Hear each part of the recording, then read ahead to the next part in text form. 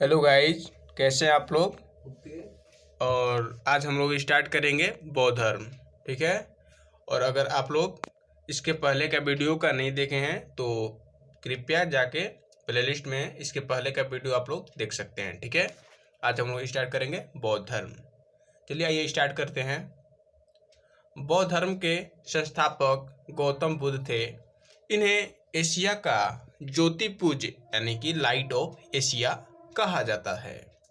गौतम बुद्ध का जन्म 563 ईसा पूर्व में कपिलवस्तु के लुम्बिनी नामक स्थान पर हुआ था। इनके पिता सुधोधन शाक्य गण के मुखिया थे। इनकी माता का नाम माया देवी था, जिनकी मृत्यु इनके बचपन की अवस्था में यानी कि जन्म के 7वें दिन हो गई थी। जब महावीर का जन्म होकर 7 दिन ही हुआ तभी इनकी माता माया देवी की मृत्यु हो गई। इनके लालन पालन इनकी सौतेली माँ प्रजापति गौतमी ने किया था। कौन? प्रजापति गौतमी। इनके बचपन का नाम सिद्धार्थ था, यानी कि महात्मा बुद्ध यानी गौतम बुद्ध के बचपन का नाम सिद्धार्थ था। ठीक है। गौतम बुद्ध का विवाह 16 वर्ष की अवस्था में यशोधरा के साथ हुआ। इनका पुत्र का नाम राहुल था। ठीक है।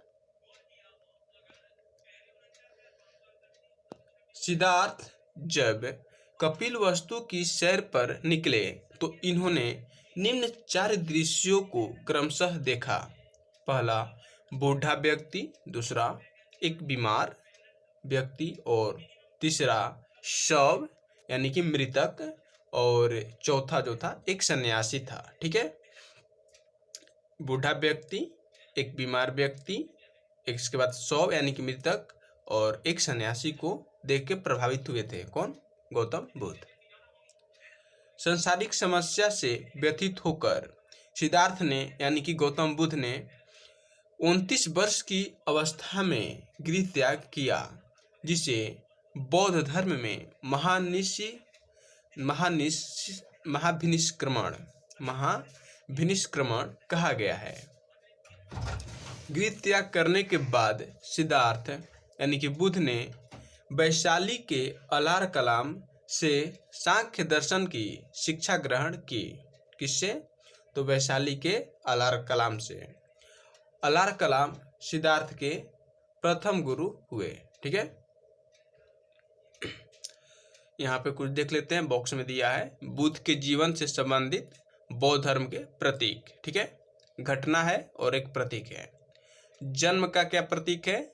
कमल व शांड। ठीक है। गृह त्याग का घोड़ा। ज्ञान का पीपल यानी कि बोधि वृक्ष। निर्वाण का पद चिन्ह और मृत्यु का स्तूप। ठीक है। इसके बाद देखते हैं।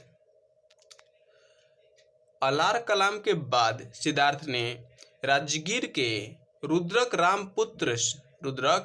रामपुत्र से शिक्षा ग्रहण की। ठीक है। पहला किससे? तो अलार कलाम से। इसके बाद रुद्रक रामपुत्र से। उर्वेला में सिद्धार्थ को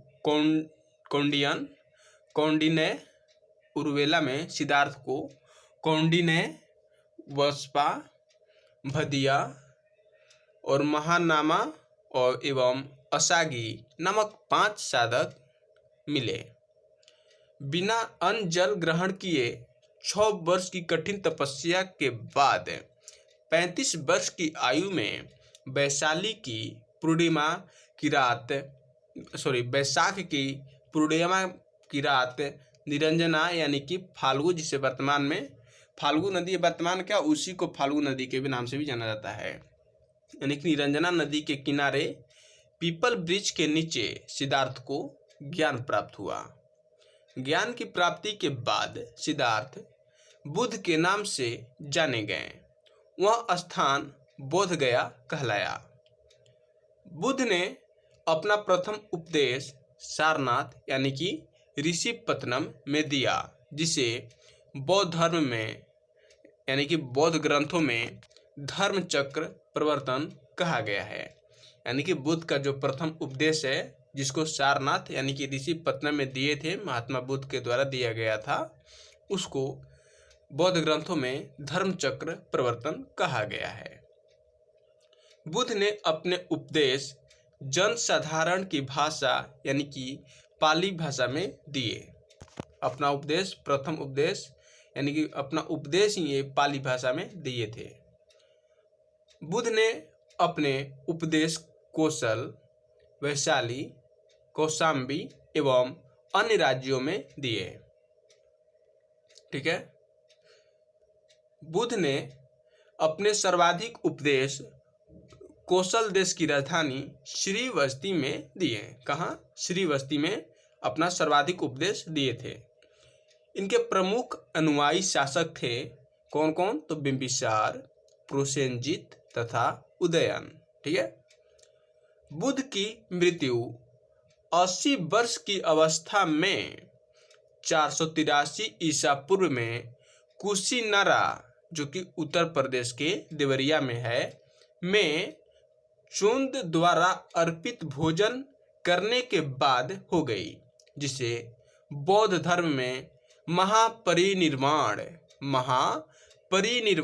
कहा गया है। ठीक है। बुद्ध के मृत्यु को बौद्ध धर्म में महापरिनिर्वाण कहा गया है। मल्लों ने अत्यंत सम्मानपूर्वक बुद्ध का अंत्येष्टि संस्कार किया। कौन?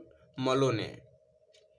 एक अनुश्रुति के अनुसार बुद्ध के मृत्यु के बाद बुद्ध के शरीर के अवशेषों को 8 भागों में बांटकर उन पर 8 स्तूपों का निर्माण कराया गया। ठीक है।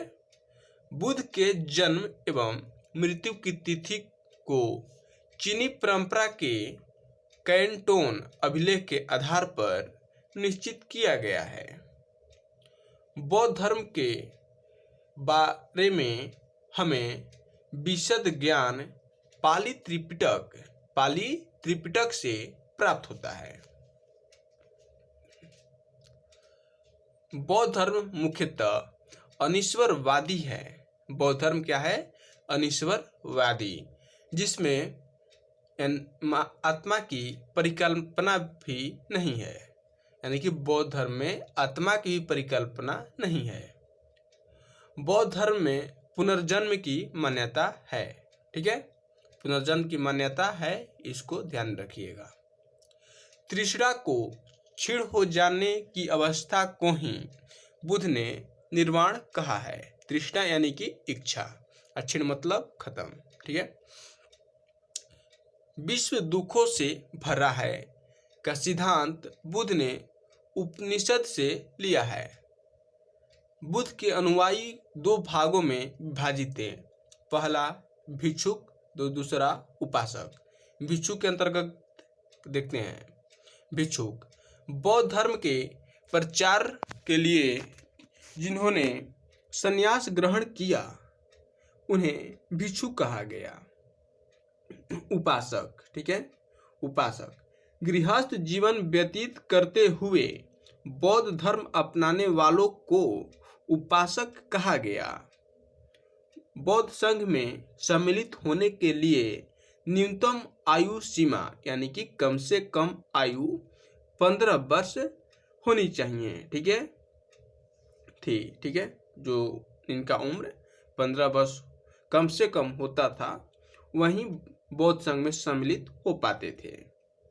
बौद्ध संघ में प्रविष्टि होने को उपसंपदा कहा जाता था।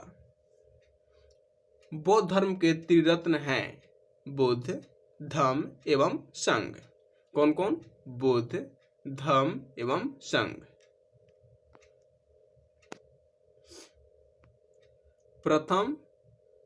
प्रथम बौद्ध संगति 483 ईसा पूर्व में राजगृह में महाकश्यप की अध्यक्षता में अजातशत्रु के शासनकाल में हुआ था। कब? 483 ईसा पूर्व में। कहाँ? राजगृह में। ठीक है। दूसरा यानी कि द्वितीय बौद्ध संगति 383 ईसा पूर्व वैशाली में सबकामी की अध्यक्षता में कालाशोक के शासन काल में हुआ था। तृतीय बौद्ध संहिता 255 ईसा पूर्व पाटलिपुत्र नामक स्थान पर मोगलीपुत्र तीस की अध्यक्षता में अशोक के शासन काल में हुआ था। चतुर्थ बौद्ध संहिता ईस्वी की प्रथम शताब्दी थी, उसी समय कुंडलवन नामक स्थान पर वसुमित्र या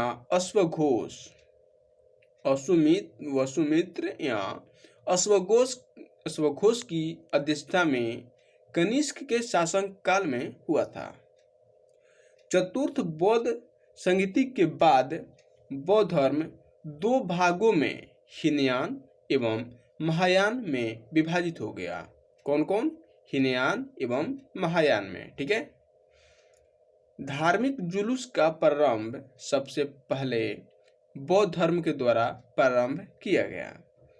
धार्मिक जुलूस जो निकाला जाता है उसका प्रारंभ बौद्ध धर्म के द्वारा किया गया। बौद्धों का सबसे पवित्र त्योहार वैशाख पूर्णिमा है, जिसे बुद्ध पूर्णिमा के नाम से जाना जाता है। इसका महत्व इसलिए है कि बुद्ध पूर्णिमा के ही दिन बुद्ध का जन्म, ज्ञान की प्राप्ति एवं महापरिनिर्वाण की प्राप्ति हुई थी। ठीक है। किसको? बुद्ध को।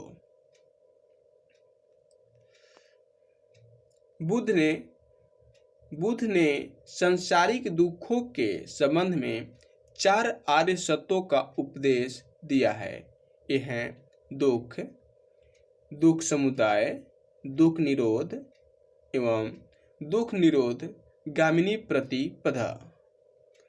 इन सांसारिक दुखों से मुक्ति हेतु बुद्ध ने अष्टांगिक मार्ग की बात कही। ये साधन हैं। अष्टांगिक मार्ग के साधन कौन कौन है? पहला सम्यक दृष्टि, इसके बाद सम्यक संकल्प, सम्यक वाणी, सम्यक कर्मांत, सम्यक आजीव, सम्यक व्यायाम, सम्यक स्मृति एवं सम्यक समाधि। ठीक है। फिर से देख लेते हैं। सम्यक दृष्टि, सम्यक संकल्प, सम्यक वाणी, सम्यक कर्मांत, सम्यक आजीव, सम्यक व्यायाम, सम्यक स्मृति एवं सम्यक समाधि।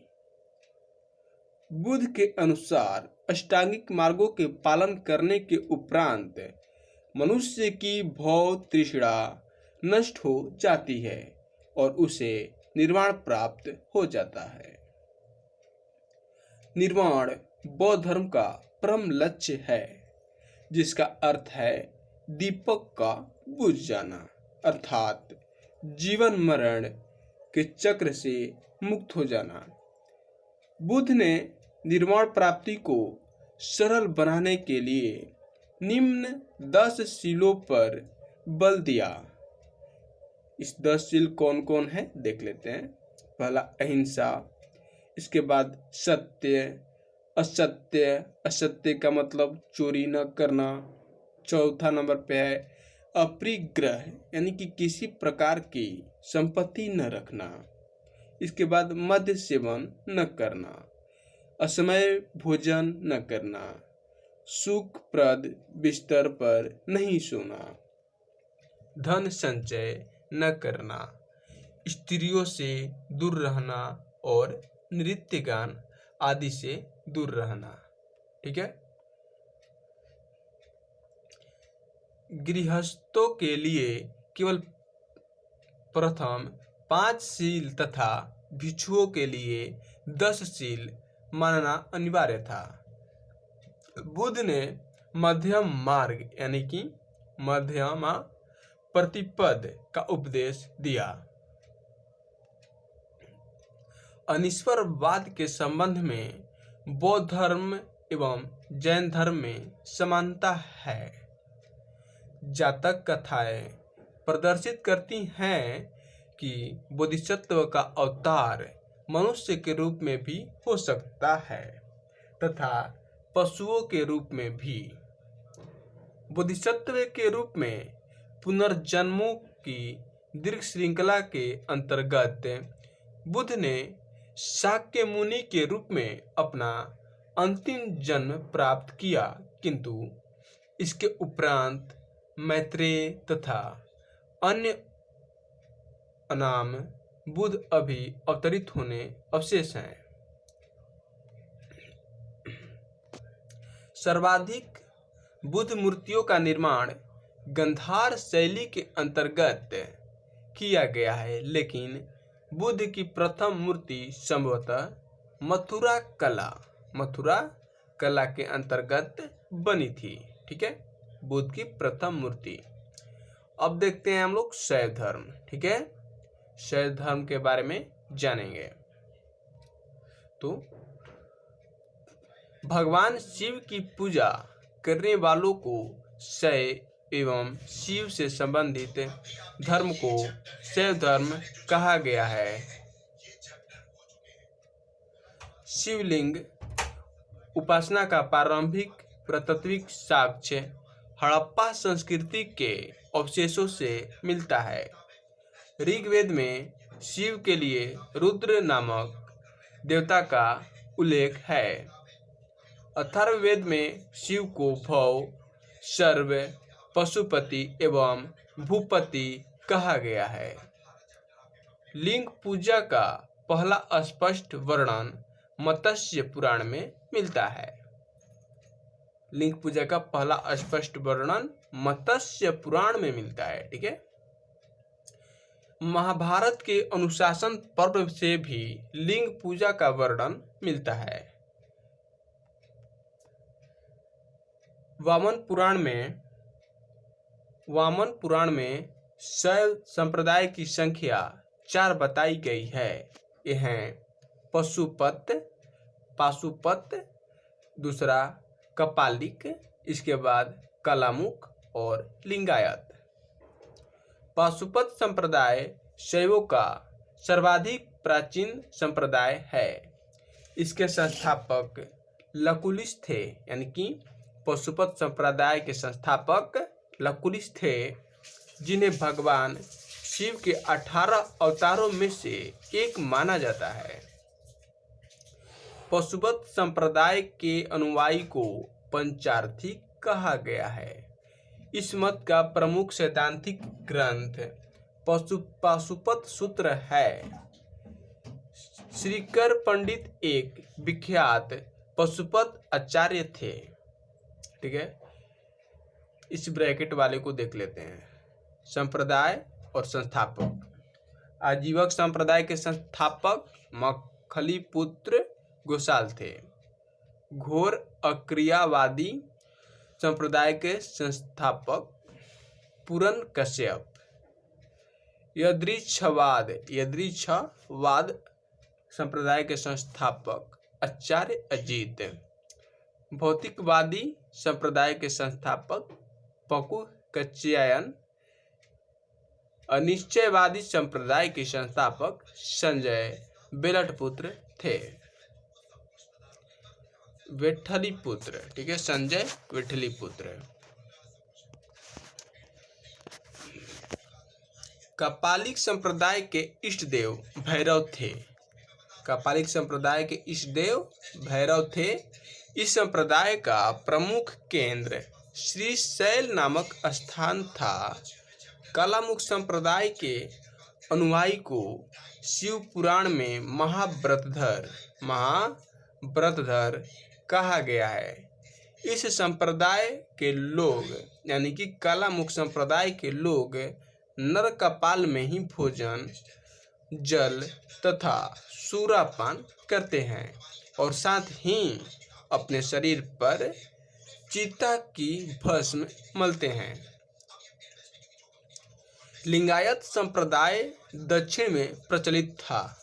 इन्हें जंगम भी कहा जाता है, यानी कि लिंगायत संप्रदाय को जंगम भी कहा जाता था या कहा जाता है।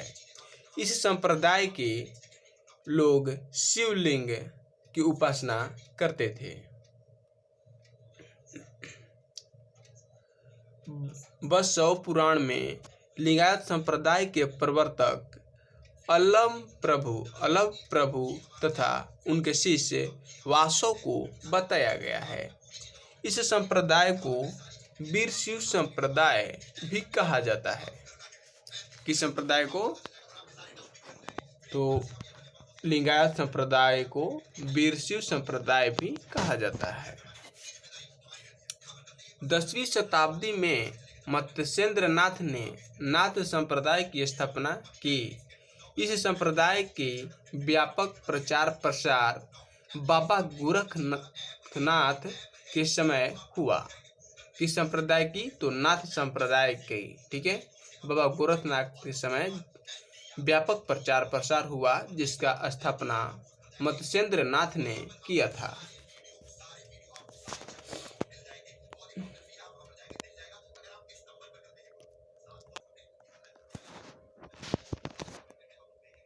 दक्षिण भारत में शैव धर्म चालुक्य, राष्ट्रकूट, पल्लव एवं चोलों के समय लोकप्रिय रहा।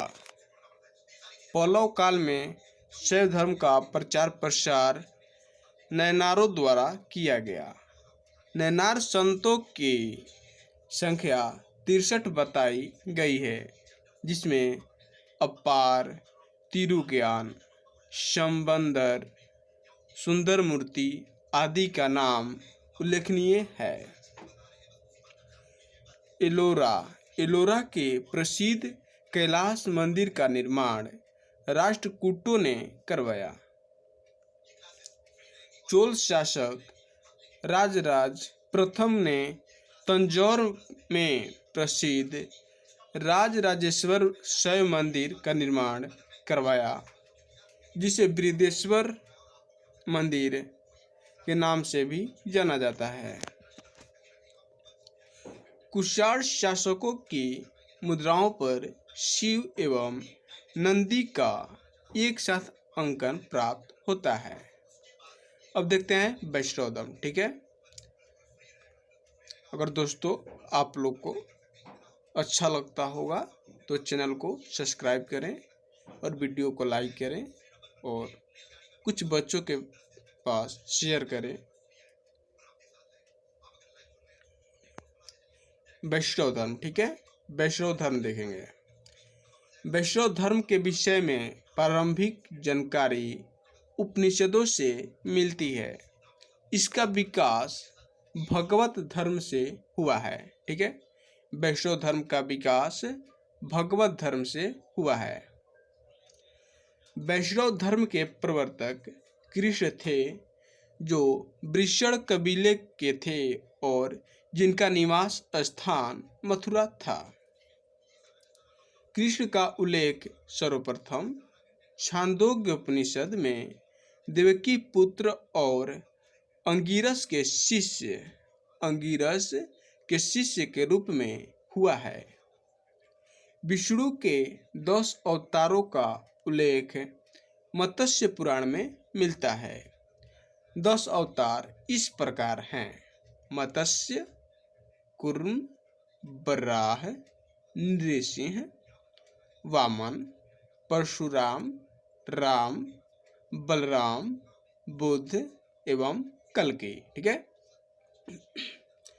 बौद्ध धर्म में ईश्वर को प्राप्त करने के लिए सर्वाधिक महत्व भक्ति को दिया गया है।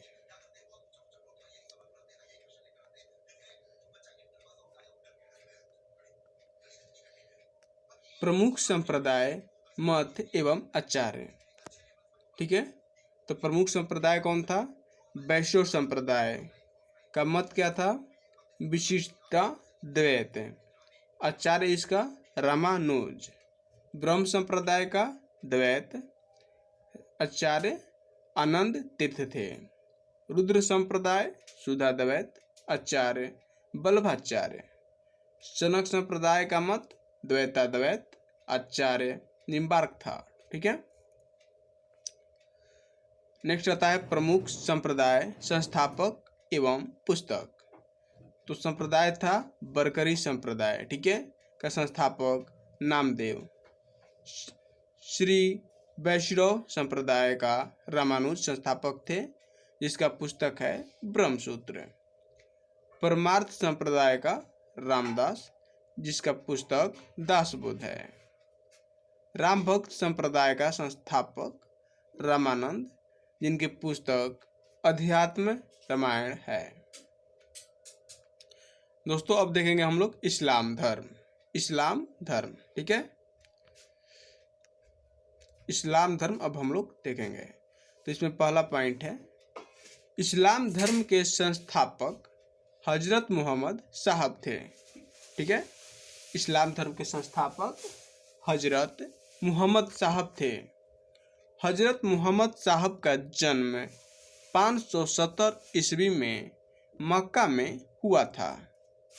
हजरत मोहम्मद साहब के पिता का नाम अब्दुल्ला और माता का नाम अमीना था। हजरत मोहम्मद साहब को 610 ईस्वी में मक्का के पास हीरा नामक गुफा में ज्ञान की प्राप्ति हुई। कहाँ? मक्का के पास हीरा नामक गुफा में। कब? 610 ईस्वी में। 24 सितंबर 622 ईस्वी को पैगंबर के मक्का से मदीना की यात्रा इस्लाम जगत में मुस्लिम संवत यानी कि हिजरी संवत के नाम से जाना जाता है।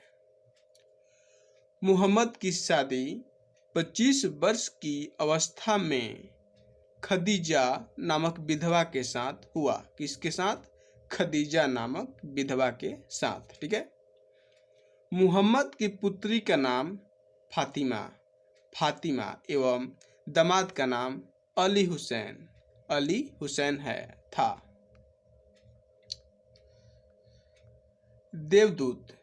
देवदूत गैब्रियल ने पैगंबर मोहम्मद साहब को कुरान अरबी भाषा में संप्रेषित किया। यानी कि देवदूत गैब्रियल ने पैगंबर मोहम्मद साहब का कुरान अरबी भाषा में संप्रेषित की।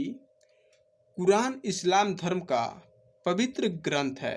इस्लाम धर्म का पवित्र ग्रंथ कुरान है, ठीक है। पैगंबर मोहम्मद साहब ने कुरान की शिक्षाओं का उपदेश दिया है।